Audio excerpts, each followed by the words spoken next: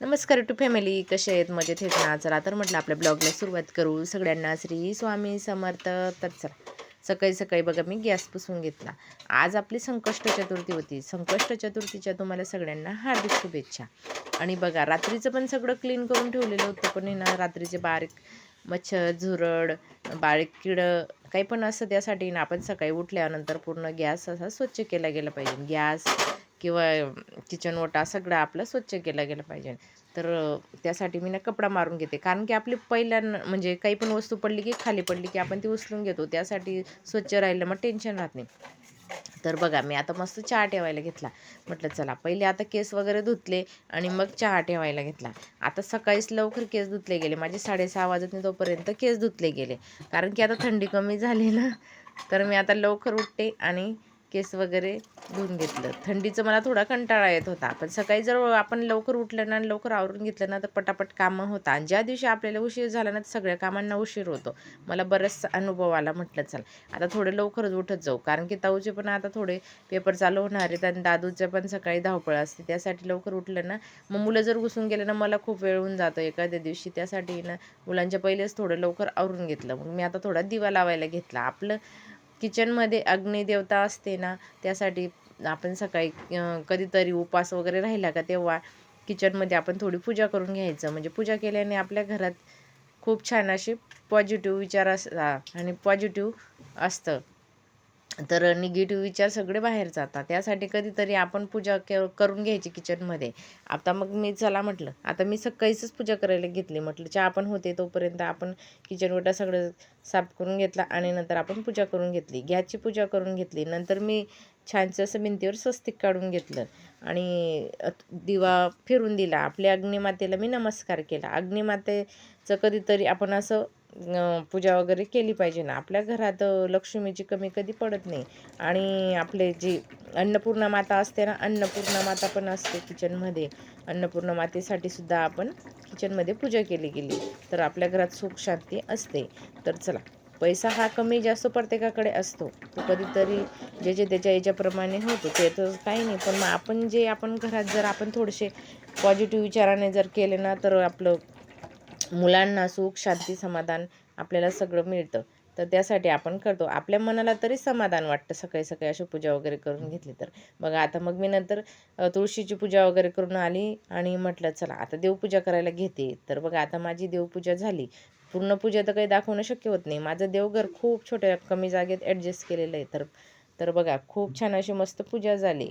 नंतर आपला धूप दिवा दाखवला. घरात खूप असं प्रसन्न वाटतं मग आपण धूप दिवा आणि फुलं भेटली तर. आज माझ्या देवघरामध्ये खूप छान अशी मस्त फुलं भेटली होती.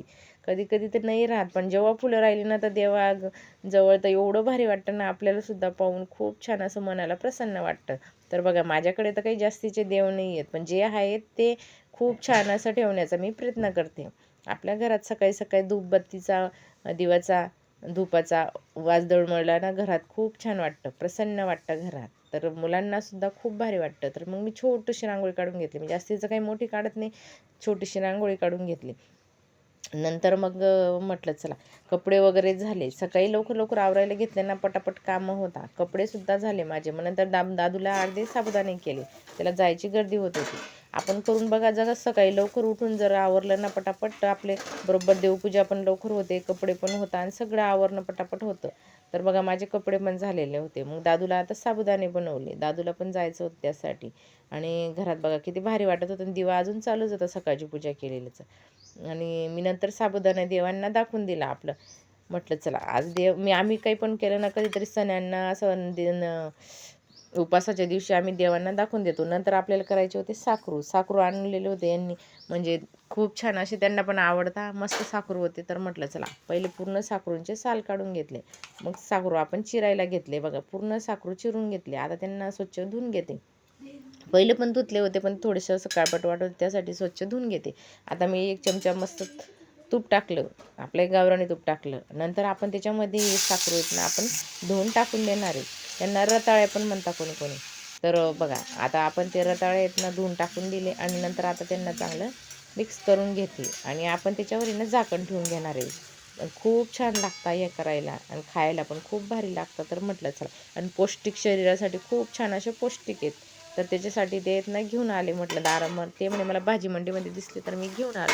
तर बघा वाफ घ्यायची, कमी गॅसवरती आपण ते वाफवून घ्यायचे आणि साखर गूळ टाकायच्या पहिलेच वाफ घ्यायची, म्हणजे खूप छान होतात. आता ते चांगले बरेचसे अर्धे झालेले आहेत.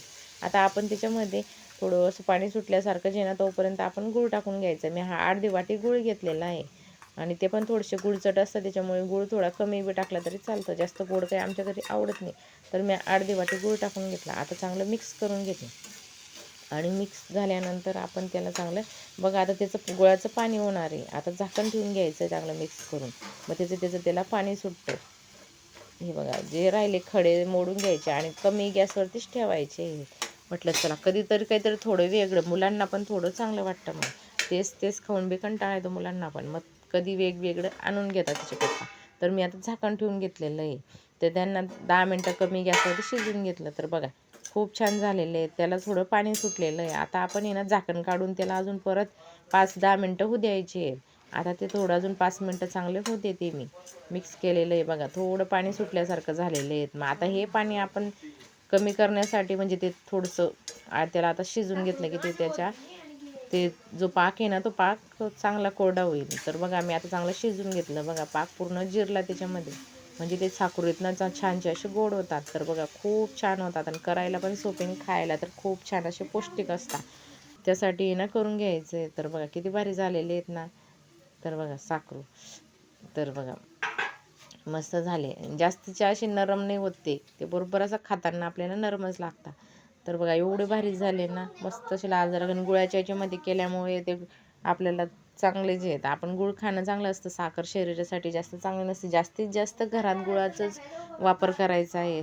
केला तर खूप चांगलं असतं. साखरेचा वापर कमीत कमी करायचा आहे. तर बघा मी आता खाऊन बघितलं, खूप भारी झालेले होते, मला पण खूप आवडले. म्हटलं चला. आणि आता बघा आपलं मग नंतर मी ना एक काच धुवून ठेवलं, आपलं फ्रीज साफ केलं.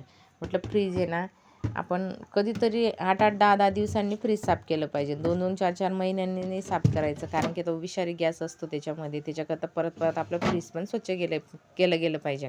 8-8, 10-10 दिवसांनी आपण स्वच्छ करून घ्यायचं आहे. तर मी आता सकाळीच काच आहेत ना थोडे खराब वाटत होते तर धुवून घेतले. आपण चहा पाणी किंवा आपण थोडंसं काही करत राहिलो ना तेव्हाच आपण थोडंसं काढायच्या वस्तू आणि धुवून घ्यायचं, तर खूप पटापट होतं. तर बघा मेहंदी लावून घेतोय. आता आमच्या भाच्याचं लग्न आहे आजची, आज मेहंदीचा कार्यक्रम असेल तिथे आम्ही काही गेलो नाही, पण म्हटलं घरीच काढून घेऊ. कसं वाटलं ते कमेंट करून सांगा. ही ताऊने छानशी अशी मेहंदी काढलेली तिच्या हाताने. ताऊ पण खूप भारी काढून घेते, मी पण माझ्या हाताने काढून घेतली. कसं वाटलं कमेंट करून सांगा. आवडलं असेल तर लाईक